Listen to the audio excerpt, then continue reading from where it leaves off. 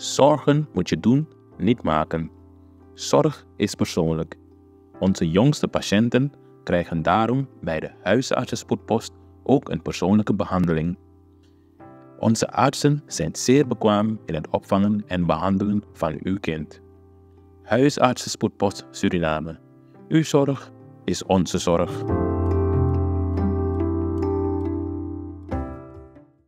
Even terug naar de basis. Gewoon, wat is eigenlijk? Dit is kort, letterlijk kort. Ben ik gebeld door mijn schoon. Het is een staatsbezoek. De belangen van de kolonisator. Kulturu Open Mic. Uw verhaal vertellen? Bel of app naar 858-8943. Tot dan.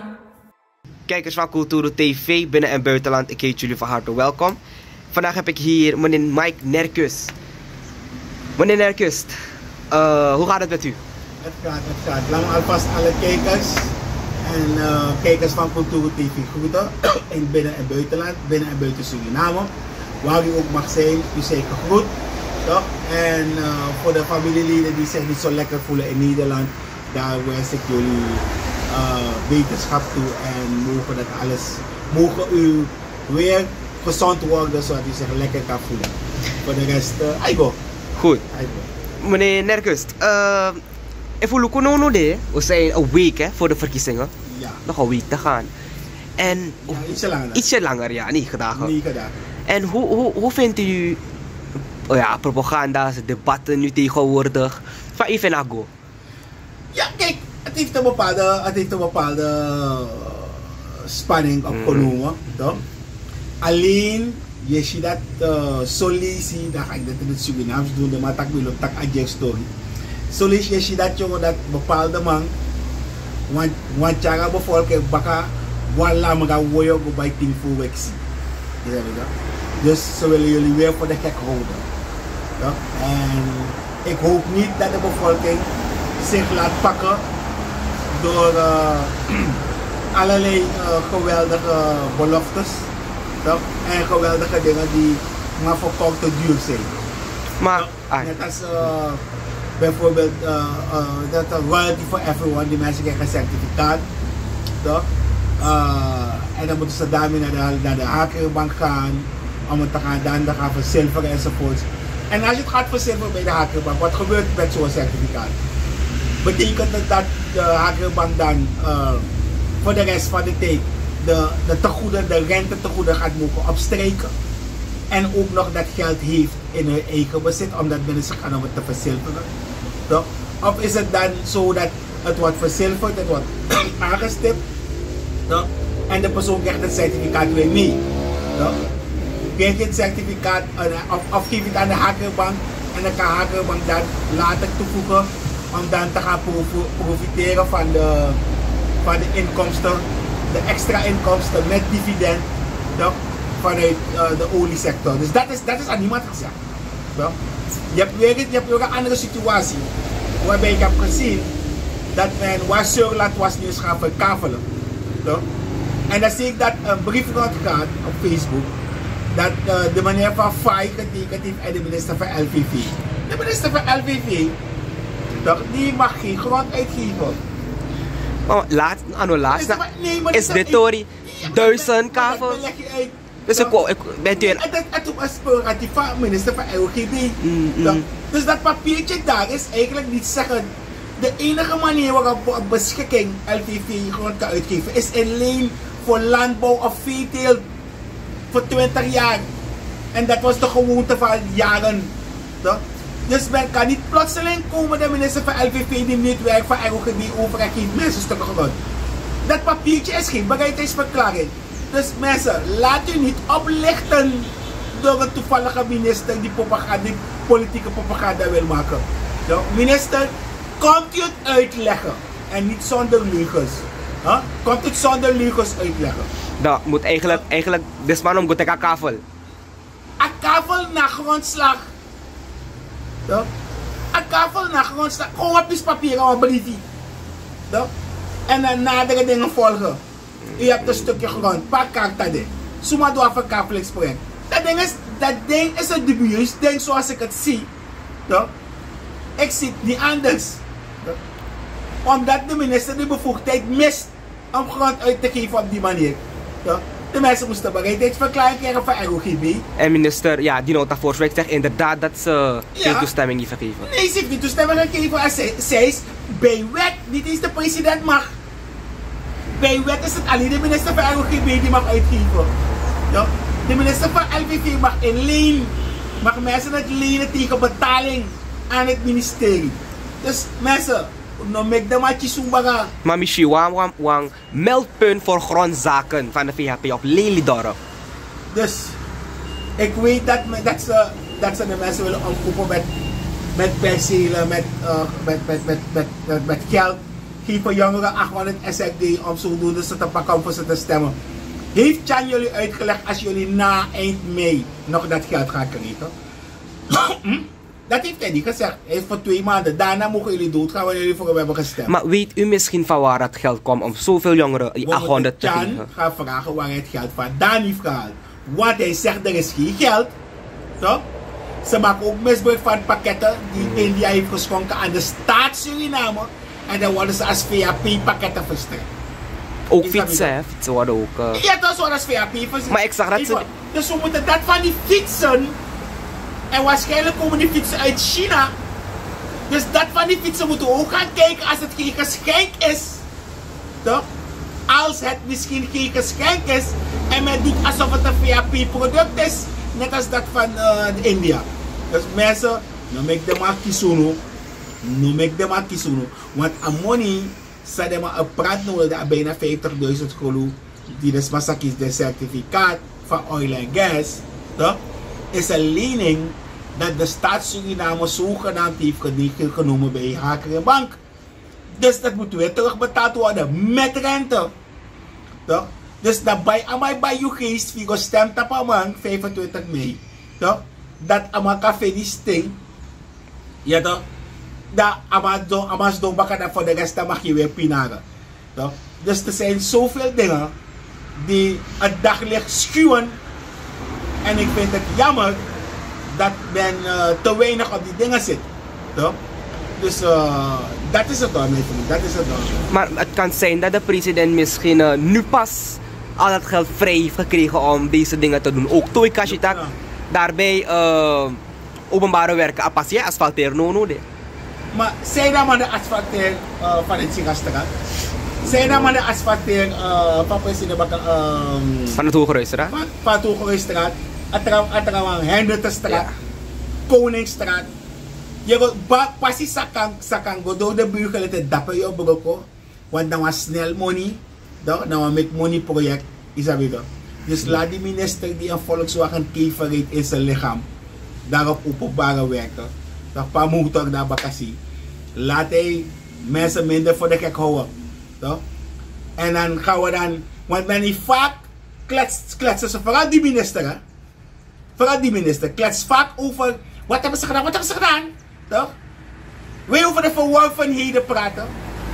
De verworvenheden. Laten we over de verworvenheden praten. Regering Bouterse Adin. Chan Santoki. Logo.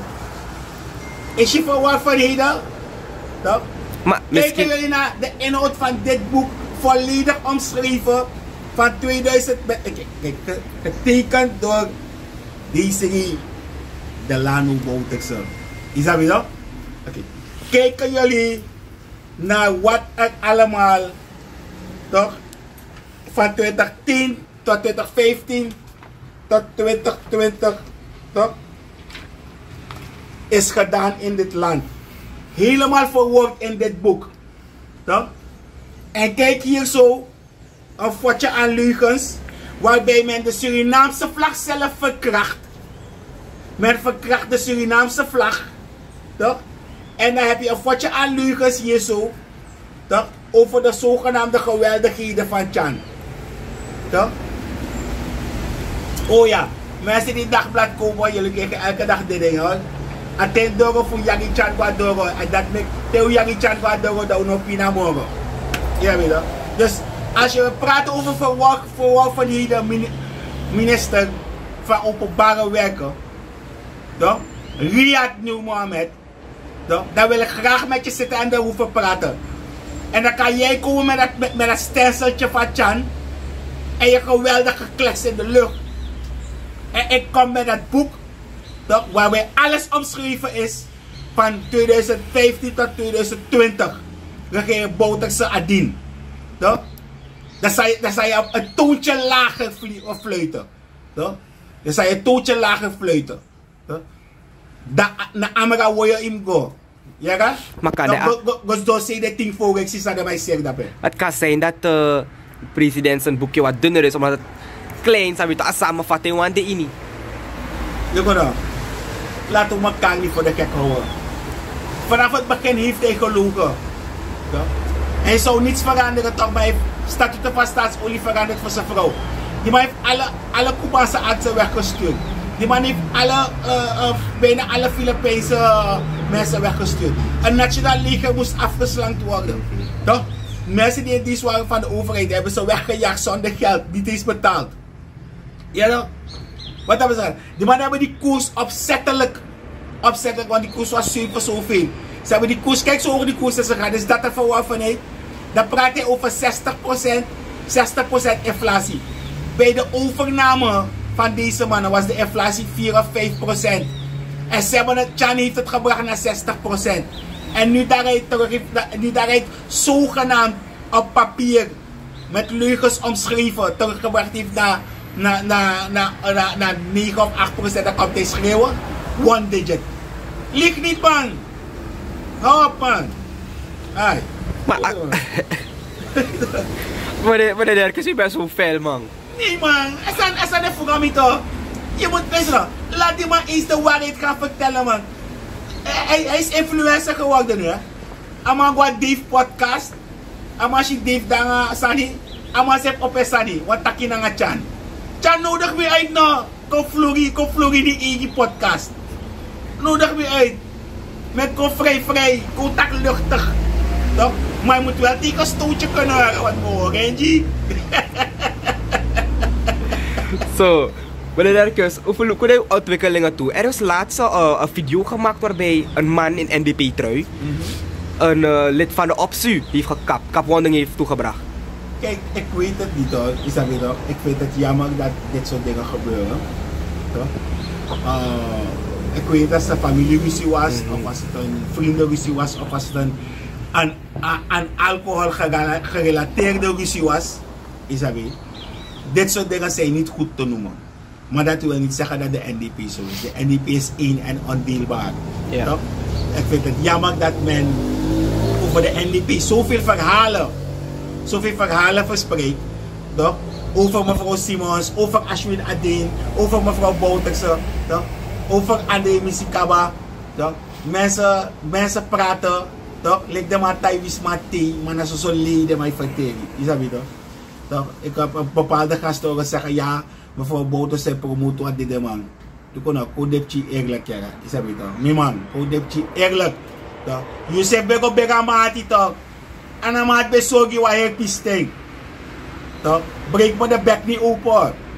En maar bezogi wat heel pisting toch? En dan maar bezogi, dat je bega begi toch? Dus dat is ernstig, ja, mijn man. Dat is ernstig.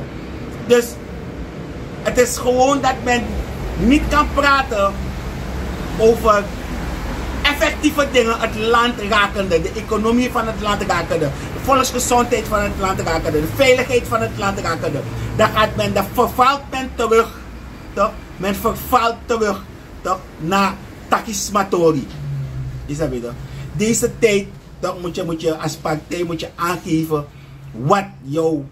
wat de werkelijke verworvenheden zijn en wat jij als partij, indien de bevolking jou de gelegenheid geeft, toch, om te mogen regeren voor de komende 5 jaar, wat jij voor de bevolking gaat doen. En bij mevrouw Simons, als jullie mevrouw Simons gevolgd hebben, dan zien jullie het duidelijk in haar praten, in haar uitleg, in alle discussies. Als je Ashwin Adeen hebt gevolgd, in alle presentaties van hem, dan zie je duidelijk de richting. Zelfs mevrouw Bouterse, zie je ook dat ze ook een hart heeft voor mensen die zo nauw hebben. En dat men zegt, de oorlog tegen armoede. Omdat armoede in dit land de grootste vijand is van de Surinaamse bevolking. Ja? En je kan armoede alleen bestrijden door ervoor te zorgen dat je goede onderwijs hebt voor jouw jeugd. Te zorgen dat je goede volksgezondheid hebt voor jouw jeugd. Te zorgen dat de veiligheid gegarandeerd is. Het moment dat je onderwijssysteem goed gaat functioneren, waarbij mensen zich kunnen scholen om productief te kunnen zijn in de samenleving, om te kunnen verdienen. Het moment dat je gezondheidszorg beter wordt, ga je zien dat het veiligheidsgevoel automatisch weer terugkomt. Waarom? Het nut voor mensen om een crime te plegen valt weg, omdat ze door eerlijk en hard werken aan hun geld kunnen komen. En dan gaat men automatisch meer produceren. En dan komt er automatisch meer geld, waardoor het veiligheidsgevoel groter wordt. Het is een samenloop van dingen. En die ontwikkelingsvisie, die ontwikkelingskracht, vind je alleen bij de NDP en bij geen enkele andere partij. Alle andere partijen, zelfs de NPS en Nieuw Frontverband, hebben niet veel aan bergen gebracht. Je weet dat het pakkettensysteem bij de NPS is begonnen, toch? Weet je dat niet? Toch? Tijdens Spengel, praatzoot met die lange elengisma. De NPS is de grondlegger van pakketten. En vandaag gaan dat schelden ze ook uit. Toch? Maar we hopen ook dat ze een goede beurt maken bij deze verkiezing. Toch? En dat ze een veel grotere beurt maken dan de VAP die zo steelt. Tezamen met de ABOP. Toch? Want de ABOP gaat niet vrij uit. Waarom gaat de ABOP niet vrij uit? Ze zitten 4,5, bijna 5 jaar al in de regering samen met de VAP. Toch? En ze komen niet op voor de bevolking. Ze staan maar te schreeuwen wanneer het er goed uitkomt. En wanneer het er anders uitkomt, dan huilen ze mee met de wolven van VAP. Er is een video van de vicepresident, de heer Ronnie Brunswijk, met een NDP-vlag. Het is niet goed gevallen in de meeste mensen hun ogen. Maar vindt u niet dat het misschien normaal is dat we gewoon een eenheid vormen? Waar we dat hebben die vlag. Juist, want de meeste mensen... Even, dat is geen probleem. Purus manolobing. Nee. Brunswijk heb alles sani. Met haar man toe, met dat de sankomita man. Maar, hoe de eerlijk, ja weet je, hij heeft toch getoond een level playing field te waarderen. Is dat weet je? If a man kan komen en kan tekenen NDP vragen maar why, of a man she want to NDP, maar wat kan je dem een brasa. Maar dat is van een stukje grootheid van hem. En dat is all respect. Dat is daarover, dat zijn gekke dingen. Maar if ik knap ja zo, je weet ik ben NDP. Ja. Wie is wat toe NPS en komen wat toe trama voor trappartij, de man kontak aan mij. Kontak aan de man. Alleen is het zo, als ze me een vlag geven van hun, dan mogen ze ook een vlag krijgen van mij. Dat bedoel van ja, dat we exchange de vlag. Ja, weet je? Maar dat is het leuke van de politieke periode. We kunnen in de politieke sfeer een heleboel dingen tegen elkaar zeggen.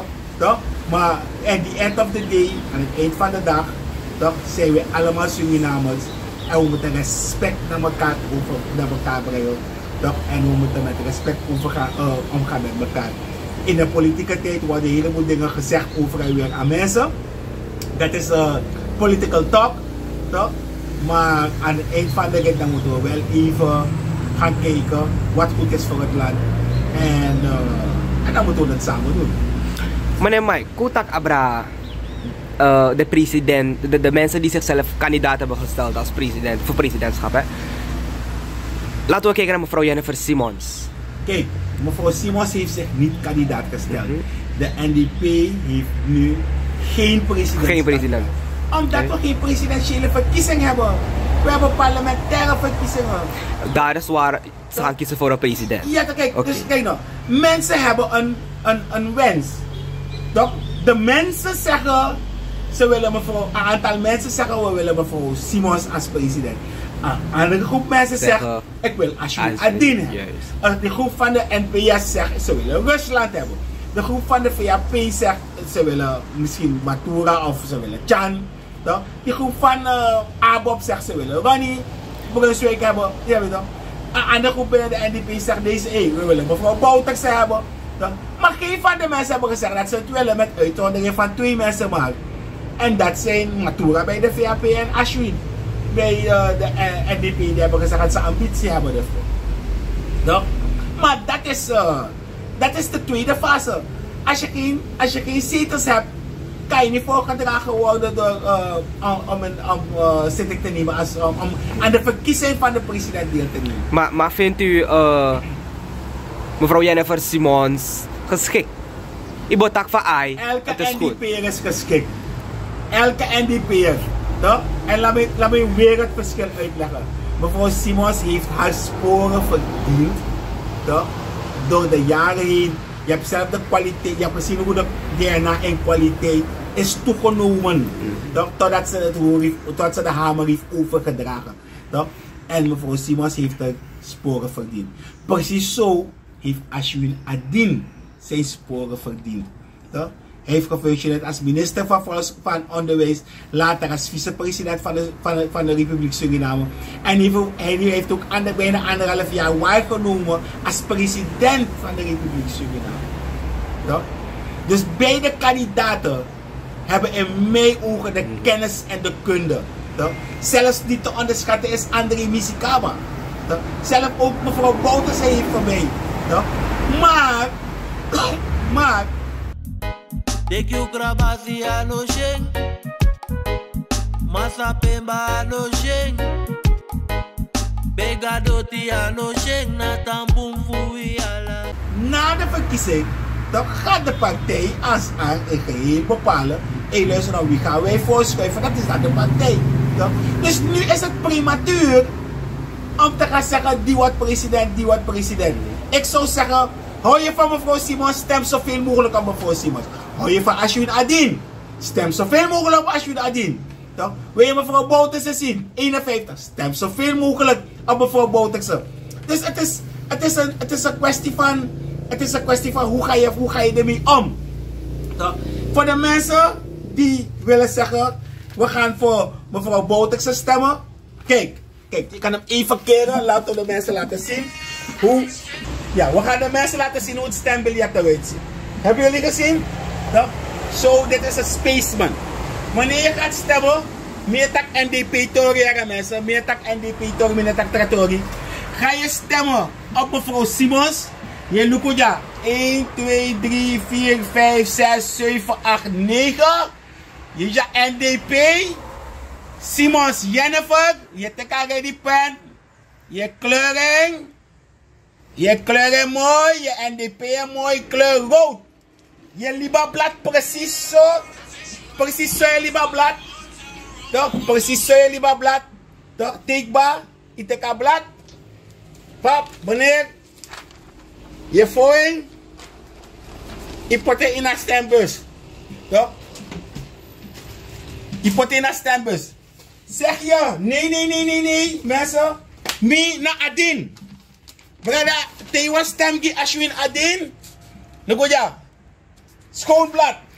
Je was stemgi Ashwin Adin. 1, 2, 3, 4, 5, 6, 7, 8, 9. Je is een NDP logo. Je ziet ja zo'n foto voor een mooie vrouw voor NDP, mevrouw Simons. Je ziet ja zo. Nummer 2. Ashwin Adin Michael A.S. Ashwin. Je kleuring ja. Die kleuring, mooi. Dat blad blijft precies zo. En het doet niks morgen. Je lieve maar precies zo. Nu apres je potwage die sang morgen. Ja zo wang. Wanneer je fout hem. Stembus. Is dat niet dat? En dan, als je wil stemmen voor mevrouw Bouterse. Voor mevrouw, if je wil stemmen die mevrouw Bouterse, wat je naar 51. Ja man. Amoro top back, sade. In een voetbal. 1, 2, 3, 4, 5, 6, 7, 8, 9. NDP, je gaat daar rond. Maar mogen mooi wana. En vind je wat Lucas aan de lucht, ik denk dat je in de war. Daar look onder zee. 1, 2, 3, 4, 5, 6, 7, 8, 9. Look at je knap, let op 7, 9. Look at je let op 7, 9. Waldring, Ingrid. Toch? Weduwe van Bouterse. Je teka ready? Je kleuren ja voor. Je kleuren ja mogen. Je kleuren die mama afkonderen. Je kleuren die mama afkonderen. Kleuren mooi. Tapo. Stembus. Toch? En zo gaan we verder. Ik heb nog een laatste hier. Zo mooi. Kotek André. Ik was stem die André Misikawa. André Misikawa horen daar. 1, 2, 3, 4, 5, 6, 7, 8, 9. Is je mevrouw Simons? Is je ja Ashwin? Misikawa, want na Misikawa je stemt toch? Jij stemt ja André Misikawa. Misikawa André nummer 3. Je kleur Jaso Wang. Jaso Wang je kleur. Je laat alles blanco. Jawa je kleur. Hier alleen. Je voorman netjes. Bonka maar pot in een stembus. En dat moet gedaan worden. Dus mensen, zo moet er gestemd worden die dag. Ja, dat is voor DNA. Wat de RR betreft, mag je dan zelf kiezen voor welke RR je dan wil kiezen. Bijvoorbeeld, als je daar refill, toch? Dan tak je was stem in refill, je was stem ga un kotsebu. Toch? Dan je stem ga un kotsebu na refill. Toch? If je was stem van waar je baka bujawan, voor wanneer baka voor weg naar zee, dan stem je mati. Toch? Maar if de VAP je stem je. De VAP toch? Kijk maar eentje. De VAP sa ventak. De man. Koluku pade. Ante, mi fene valide. Wacht even hoor. Moet even kijken. Pap. Even hoor. Ik ben een nummer vergeten.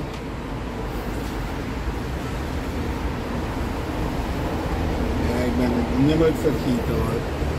De mo stem tapo Matura. Ik kan stem tapo Rishidat Matura hè.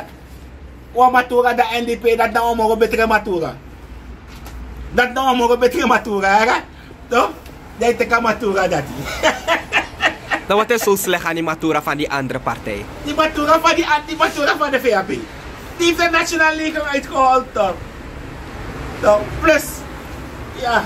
Ze is te zwak bevonden. Goed. Ai boy. Maar wat belangrijk is mensen, dan gaan we nu even over naar iets serieus.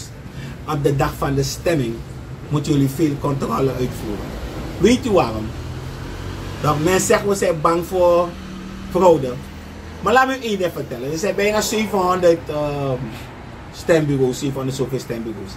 Als men in staat is om 20 mensen per stembureau in te sluizen om te stemmen, heeft men bijna 14.000 stemmen. Gaat u berekenen hoeveel zetels dat is? Als die kiesdelen 5.000 wordt of 4.000 zoveel. Toch mensen? Dus wij moeten erop letten. Want we zijn tot de ontdekking gekomen dat er veel mensen op adressen zijn ingeschreven waar er een leeg perceel is. Toch? En ik heb het beroep gedaan op CDB om dit goed na te trekken. Trek dat goed na. Toch? Er zijn straten die gaan tot nummer 46. Toch? Maar als je gaat kijken op de lijst wanneer de colporteurs bezig zijn, dan zie je dat die straat gaat tot nummer 86. Ja, dus het zijn dingen die niet correct zijn. Maar laten we dat laten, want de mensen zijn bezig met onderzoek. We hopen dat de vinger op de zere punten gezet wordt. Toch, want hoe daar je lukt je en hoe daar en hoe afvaren je komt met je, is dat het. En nou, mooi gezegd voor mij, Mati Florida is justus. Maar laten we kijken mensen, op de dag van de verkiezing Nou, gaat de stembus op 7 uur open. Wanneer je daar zo gaat, gaan de mensen u laten zien hoeveel u moet moeten bekendmaken hoeveel mensen daar moeten stemmen. Ze gaan de mensen van de stembureau kennis met u laten maken. Ze gaan u de bussen laten zien. Ja? En wanneer u begint te stemmen, dan gaan de mensen in de rij staan. De mensen die gaan controleren. Ja? Niemand kan bij u komen met een Nederlands ID of een Nederlandse paspoort. Ja? Wie is als maar poer was er een ID komt bakken dat door een mag stem. Want je bent dan in Suriname. Is mijn visie. Ja? En die ID-kaart, om die foto heen moet een gele rand zijn. Het mag geen rode rand hebben. Want als je ID-kaart om die foto heen een rode rand heeft, dan ben je geen Surinamer. Je bent gewoon ingezien en je hebt een verblijfsvergunning op voor langere tijd of voor kortere tijd. Dan mag je niet stemmen. Alleen mensen die de Surinaamse nationaliteit hebben, die mogen stemmen. En daarop is die ID-kaart rondom die foto, ga je dan een gele rand zien. Ja?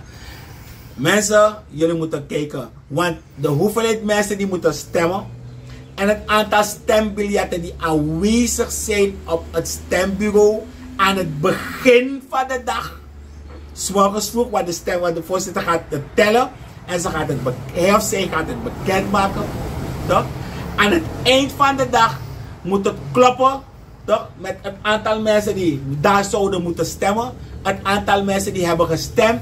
Het verschil moet dan kloppend zijn. Het aantal stembiljetten die er waren.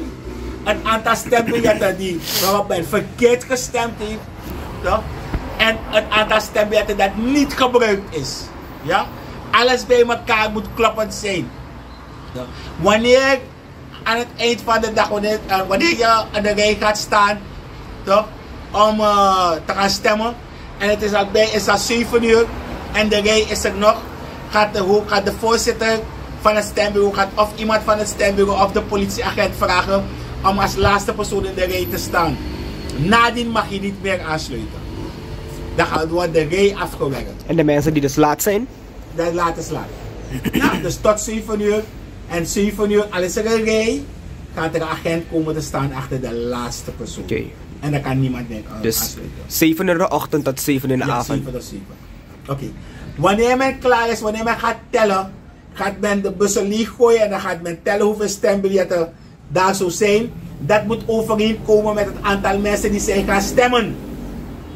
En wat gaat de persoon doen wanneer de persoon gaat oplezen? Men gaat het stembiljet openmaken. Men gaat zeggen, bijvoorbeeld, lijst nummer 9, NDP 51, Ingrid Waldering, toch gehuurd met Bouterse, weduwe van Bouterse.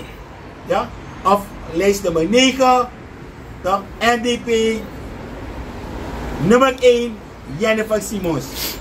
Of lijst nummer 9, nummer 2, lijst nummer 9, NDP, nummer 2, Ashwin Adin.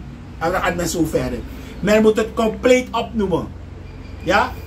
En dan moet er geturfd worden, want het moet allemaal kloppen. En als u iets ziet dat niet correct is, moet u direct in protest gaan. Want uw protest moet in de processenverbaal worden opgenomen. En de processenverbaal moet worden aangeplakt aan het eind voordat de voorzitter van het stembureau weggaat. Ja, om de dingen in te leveren bij het hoofdstembureau, moet die processenverbaal worden aangeplakt. En daarvan moet u zeker een kopie maken, een fotokopie maken.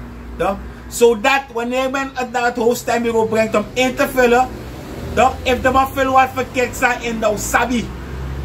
Ja, want de verkiezingen in Suriname zijn openbaar en geheim. Er is nog wat en ik vraag Bisa om er naar te kijken. Want de wetgeving zegt dat iemand die niet kan, maar begeleid kan worden door 1 persoon. En nadat de persoon die ziek is heeft begeleid, mag die geen andere persoon begeleiden. Begrijpelijk, de wet zegt dat. Maar Bisa, eigenlijk mag je daar niet bemoeien. Maar je bemoeit er toch. Het is het werk van het stembureau, want de voorzitter van het stembureau moet iemand aanwijzen om te helpen bij het stemmen. De plaatsen zoals Asiana, Esther Stichting en bepaalde plaatsen waar de zieke mensen zijn of mensen die niet, oudere mensen of mensen die niet goed ter been zijn. Ja? Je hebt verpleegkundigen daar. Ja? De verpleegkundigen moeten de mensen halen van de bedden, in de rolstoelen zetten en brengen naar het stembureau om te stemmen. En dan weer terug. Maar als die verpleegkundige maar 1 persoon mag brengen en niemand meer, wat gaat u dan doen? Gaat u het lid van uw stembureau vragen om de mensen te gaan halen bovenop de kamer, in een rolstoel zetten en te brengen naar het stembureau?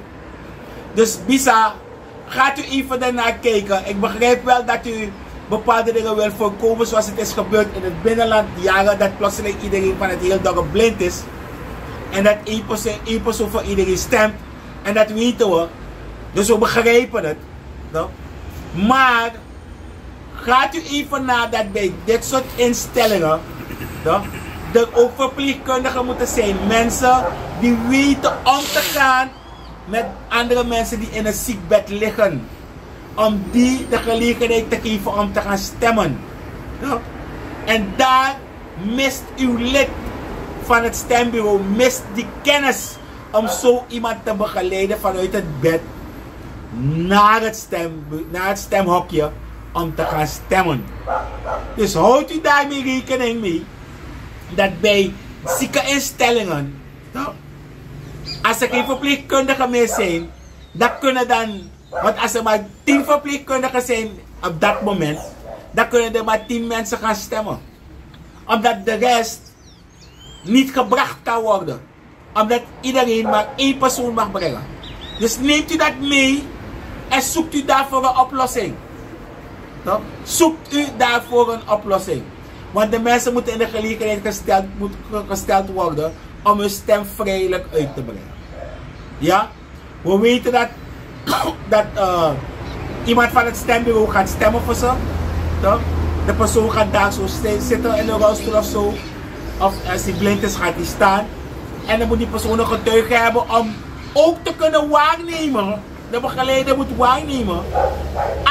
Als het lid van het stembureau daadwerkelijk stemt op de plek dat de persoon in kwestie die blind is of die ziek is, heeft gezegd dat er gestemd moet worden.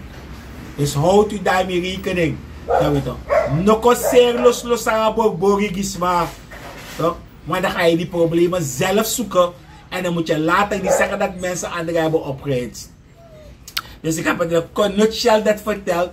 Toch? En zodat de mensen weten wat ze moeten doen. Goed, meneer Nerkus, dank u wel. Het gesprek ben mooi, maar een laatste vraag. Ja. Hoe verzekerd bent u dat er geen fraude plaats zal vinden?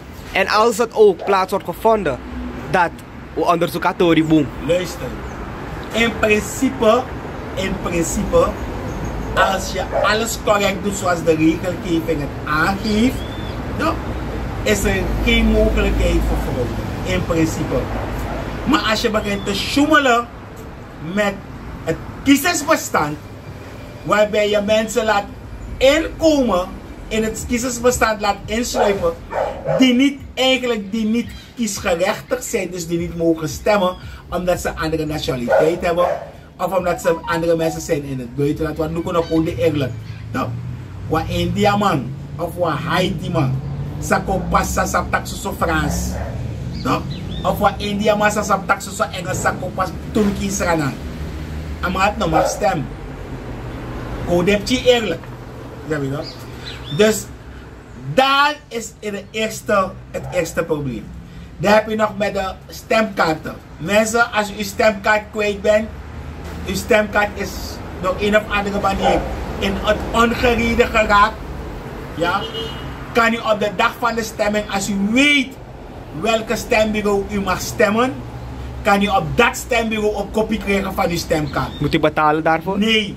Het is bij wet geregeld. En hoe kan... Er zijn blanco stemkaarten daar. En hoe kan zo iemand weten? Ja. Je kan gaan naar het commissariaat, daar kunnen ze voor je kijken. Of als je weet dat het een van de stembureaus is, kan je dan gaan. Er zijn propagandisten van verschillende politieke partijen daar. Dan gaat u bij die van de NDP, dan weet ik zeker dat u het gaat kunnen weten. Dan kunnen ze voor u kijken. Als u op zo'n stembureau bent geregistreerd om te kunnen stemmen. En dan kan u gaan met uw ID-kaart of uw rijbewijs of uw geldig paspoort. Ja? Want als u uw stemkaart niet ongereden is, dan kan u daar gewoon gaan. Voor de mensen die hun stemkaarten niet hebben gehad aan huis of door een of andere reden niet aan hun kunnen overhandigen. Mensen, de verschillende commissariaten maken nu bekend dat u naar ze toe kan gaan, volgens mij tot de dag van de verkiezing. Hoor. Nee, tot 3 dagen voor de verkiezing. 3 of 4 dagen voor de verkiezing kan je dan je stemkaart bij het commissariaat gaan halen, toch, van het district waar u moet stemmen. Gaat u uw stemkaart halen. Ik denk dat ze voorlopig nog zijn op de verschillende BO-kantoren. Ja. Toch? En volgens mij vanaf volgende week dan gaan ze naar het commissariaat. Toch? Want dan worden ze dan toegevoegd aan de verschillende stemkits. Ja? En dan gaan ze dan naar het stembureau waar u ze daar in handen kan nemen. En als uw stemkaart op een of andere manier in ongereden is geraakt, dan kan u dan... als u naar het stembureau gaat waar u moet stemmen en u kan aangeven dat uw stemkaart in ongereden is geraakt, ja, dan kan op dat moment de voorzitter van het stembureau daar gelijk een stemkaart voor u uitschrijven. Het is bij wet geregeld. Dus normaal nog kan tegen dat aan de kant. Ja? Omdat als ze geen blanco meer hebben, dan moeten ze laten aanvoeren. Ja mensen? En dat is het. Dus zo zit het in elkaar. Dus mensen, gaat u uw ID-kaart nog halen. Er zijn zoveel mensen die nog een ID-kaart moeten gaan halen. Gaat u uw ID-kaart halen. Toch mensen die hun stemkaart nog niet hebben gehad. Gaat u uw stemkaart halen. Toch? Want atendoro, fusranang, no mag pinamoro, bika wigo yagi chan guadoro. Goed, dankjewel meneer Nerkust. Ook de kijkers van Kulturu TV. Kijkers Kulturu TV, groet u. Toch? Lobby, lobby, lobby, lobby, lobby. Kom je toe allemaal. Street media, lobby. Toch? Alle street eye, lobby. Toch? Alle NDP's, lobby. Everyone, lobby. Heersrana, lobby. Ben jij een gedupeerde van de toeslagenaffaire? Ouder, kind of ex-partner? Ga dan naar stichtingherstel.nl. Herstel met dubbel L. Met Stichting Herstel kom je er wel.